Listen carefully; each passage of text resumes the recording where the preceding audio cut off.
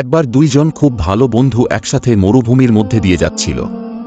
তারা পথ চলতে চলতে বিভিন্ন বিষয়ে কথা বলছিল। কথার এক পর্যায়ে তাদের কোনো একটি বিষয়ে ঝগড়া হলো এবং সেই ঝগড়ায় প্রথম বন্ধুটি দ্বিতীয় বন্ধুকে একটি চড় মেরে বসল। দ্বিতীয় বন্ধুটি কষ্ট পেল, কিন্তু প্রথম বন্ধুকে কিছুই বলল না। সে বালিতে লিখল, আমার সবচেয়ে ভালো বন্ধু আজ আমায় থাপ্পড় মেরেছে। বন্ধু দুটি আবার হাঁটতে শুরু করল এবং হাঁটতে হাঁটতে একটি মরুদ্যানের সামনে এসে উপস্থিত হয়। তারা সেখানে পানিতে গোসল করতে মন স্থির করে।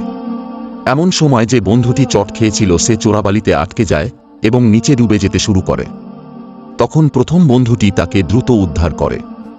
উদ্ধার হওয়ার পর দ্বিতীয় বন্ধুটি গিয়ে আবার পাথরের উপরে লিখল, আমার সবচেয়ে ভালো বন্ধু আজ আমার প্রাণ বাঁচিয়েছে। এটি দেখে প্রথম বন্ধুটি জিজ্ঞাসা করল, কিরে, যখন মারলাম তখন লিখলি বালিতে, আর বাঁচানোর পর লিখলি পাথরে, এর কারণ কি?